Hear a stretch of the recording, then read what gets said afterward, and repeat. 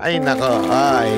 Eto. Sa road rage. Suportado sa Senado ang mabigat na parusa sa road rage. Yan ang gusto ko, mabigat na parusa. Nagsumite si Senator Raffy Tulfo at Senate President Mig Zubiri ng resolusyon kaugnay nito. Yan ang tama talaga eh. Sa totoo lang, tama yung yung ginagawa nila Tulfo dyan eh. Yung talagang matinding parusa sa road rage. Oh, sarap niya. Gusto ko yan. Kasi alam mo, ang tapang talaga ng tao. Ewan ko ba? Bakit hindi ko nga, alam mo, nung una, inuunawa ko yan. Okay? Inuunawa ko yan kung bakit para atang tumapang ang tao sa kalsada. Hindi ko alam. Kasi inisip ko, ganito na ba talaga tayo dati? Hindi, nagkataon lang, hindi masyadong nakukuhanan ng video. O ngayon lang yan, dahil sabihin, ngayon lang talaga ganito katindi na yung road rage. Hindi ko alam eh. O sabi ni Diego Latigo, sobra na kasi traffic. Correct, isa yan. Posible yan. Sobra na kasi traffic. Tapos yung alam mo ngayon, humid ngayon ha. Yung init ngayon kakaiba. Nawi-weird. Ewan ko, akala ko nga noong una ako lang eh. Kasi parang pinapawisan ako pero malamig. Weird. Yung alam mo yun, hindi naman siya mainit kasi yung init na nakakapaso, alam mo yun eh. Di ba? Ramdam mo yun. Ngayon hindi eh. Parang humid na parang irritating kasi pinapawisan ka na hindi mo maintindihan. Ganon eh.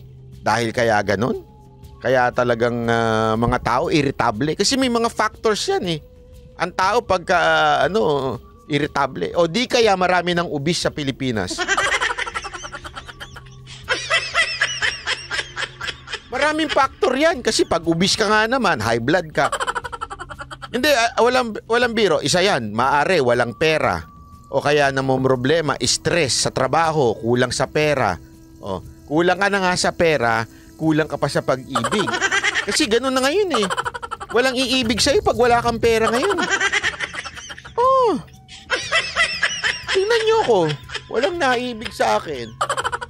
Ewan ko ba bakit ganun? Tinignan ko na may tsura ko sa salamin. Sabi ko, hindi naman ako kapangitan. Mas may tsura naman ako kaysa dun sa mga scammer. Biro lang ha. Biro ko lang kayo ha. Hindi talaga, sa totoo lang, hindi ko maisip kung bakit masyadong mainitin ang mga ulo ng tao ngayon. Kaya dapat isabay natin yung batas. Yan ang dyan eh. Isabay natin yung batas. Alam nyo ba, meron pa nga ako narinig eh.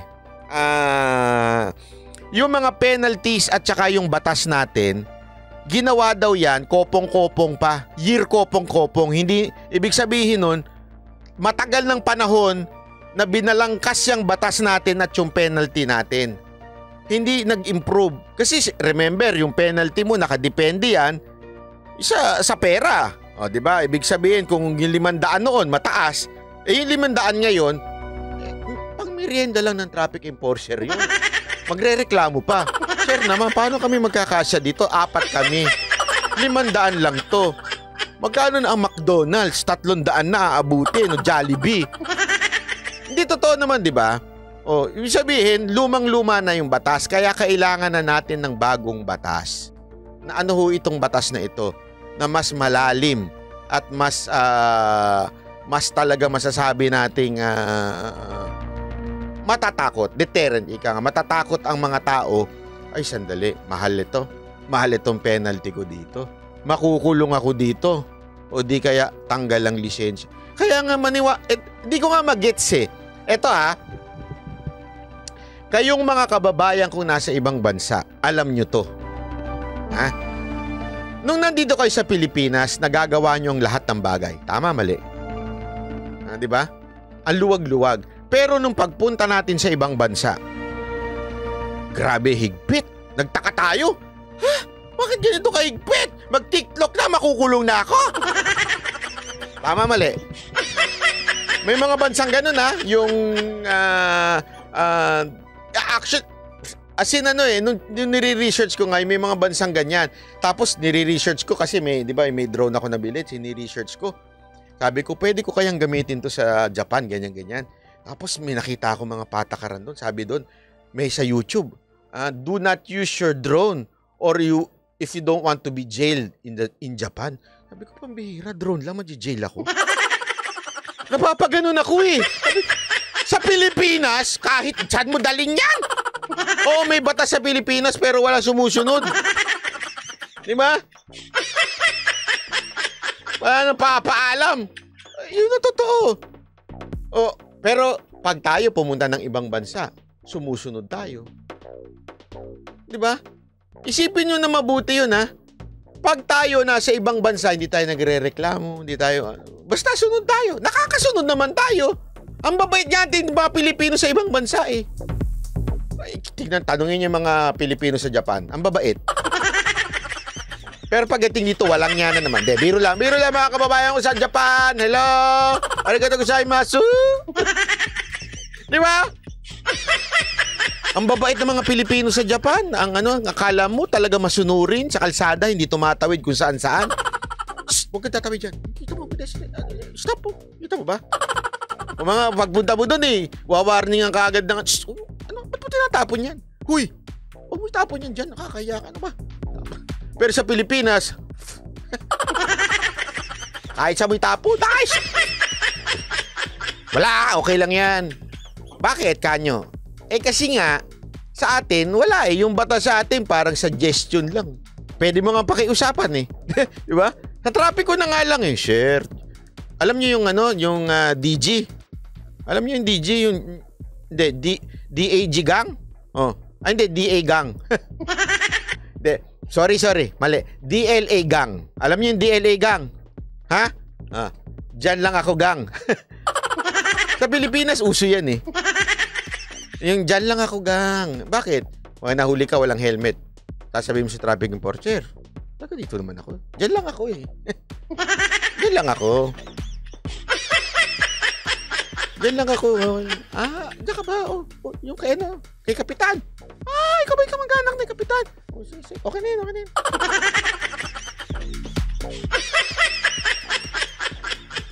Pagka dumang ka. Sir, tropa. Bakit tropa? Barangay Tanod ako eh. Barangay Tanod ka ba? Sige, okay na yun kahit wala kang helmet. Ganun sa Pilipinas eh. Diba? Sa ibang bansa, wala. Ang higpit-higpit. Tapos, sunod tayo. Tayo loko-loko dito, baka makakulong tayo. Ayoko, dito tayo, matino tayo dito. Walang kang tatawid kung saan-saan, ha. Huwag kang, pag kami nakita ka dyan, huwag mong nakawin niya, may CCTV yan. Punong-puno na CCTV dito. Huwag kang magnanakaw dito. Gusto makulong, huwag kang magnanakaw dito. Yari ka talaga dito. No. Tapos, pag nagdadrive ka, naalala ko talaga ito eh. Kasi nung nagpunta ako ng Amerika, nag-rent kami ng sasakyan, SUV, para dun sa grupo ko. Yung producer, di ako nagdadrive minsan. Tapos sabi niya sa akin, wag kang iinom. Pag uminom ka, good luck sa'yo po, pusasan ka na kaagad. Hindi nga, totoo ba yan? Napaka-OA nyo naman. Totoo, yung reaction ko, napaka-OA naman, kahit isa, dalawa. Wag kang iinom. At wag ka rin tatawa. Anong tatawa? Yung alam mo yung tumatawa pag nakainom, yung tumatawa mag-isa. Wag, baka isipin nila wag kang tatawa. Ganon, ang dami naman bawal. Isa pa, wag ka yung kung meron ka mang alak, hindi dapat nakabukas at hindi nandun sa loob at hindi makikita. Ako naman ng wewe. Paano ako bibili ako ng alak? Ilagay mo doon sa likod, dapat hindi nakabukas yan. Hulo! Totoo ba yan? Ang arte nyo naman. Oo, ganito dito, mahigpit dito. Magkano ba penalty? Mga lang naman, 300, 500. Ganun ba? Sige, sunod na ako.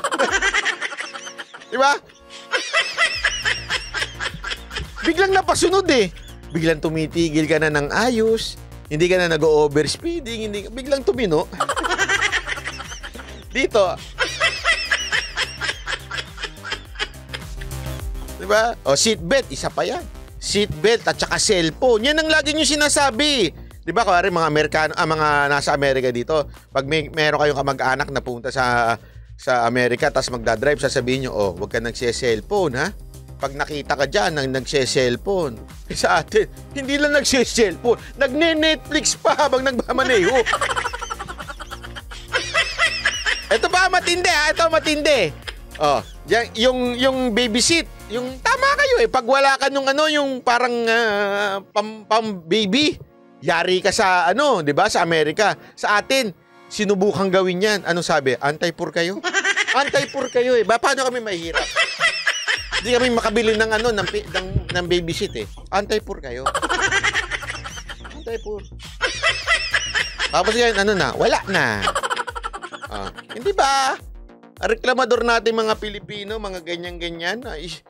Sabi ko nga, dito ka nga nakakita. Isa ka nakakita na dito na nagsasabong habang nagmamaneho ng pampublikong sasakyan, nagsasabong. Sasabong sa cellphone. Talaga nagsasabong. Habang Uy, putak! Ay! Panalo na eh! Natuka pa eh!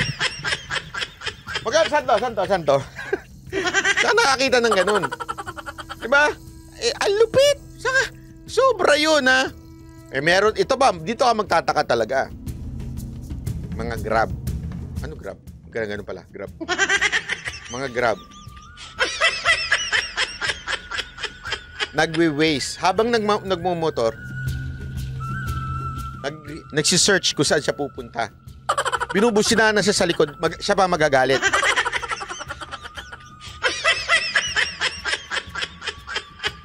Tama, mali. Di ba? Yun ang katotohanan sa Pilipinas. Kasi nga ang titigas ng ulo natin. Kaya nga, lumala na tong road rage eh. Bakit to? Magkakasundo lang naman din kami. Kunwari lang yan. Magsasapukan kami, sandali. Tapos pagdating namin sa barangay, pagdating namin sa presinto, okay na pre, okay na. Kaya nga alam na ng pulis yan. Tanong nyo sa mga pulis. May mga kilala tayong pulis tinatanong natin pagka ganyan yung road rage. Hindi, ayaw mo lang mahimasmasan yan. Pagdating sa presinto niya, pag nakakita na ng mga pulis yan, nahihimasmasan na yan. Bumabait na yung mga yan. Pag nakakita na sila ng mga di ba yung mga presinto, merong mga doon, may mga nakakulong doon, nakakulong. Pag nakakita na yung mga yan, biglang titino yan. Tapos sasabihin na, papatawaran na sa isa't isa yan. Kaya kailangan, yun nga ang problema. Diba? Tandaan ninyo, yan ang problema. What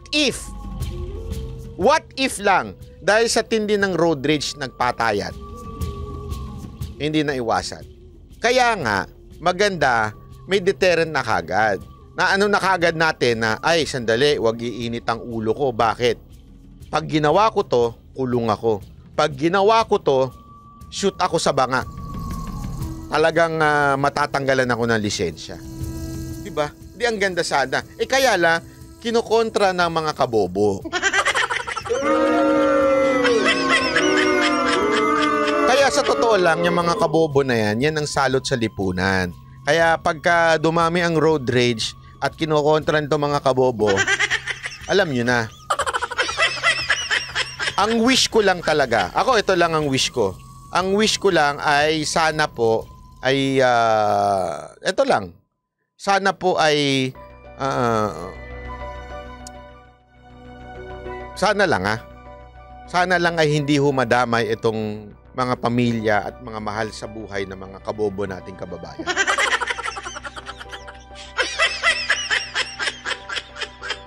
Hindi kasi para naman hindi naman sila mapahamak dahil tayo naman kahit hindi natin gusto na mapahamak pa rin po yung mga kabobo natin. Anyway,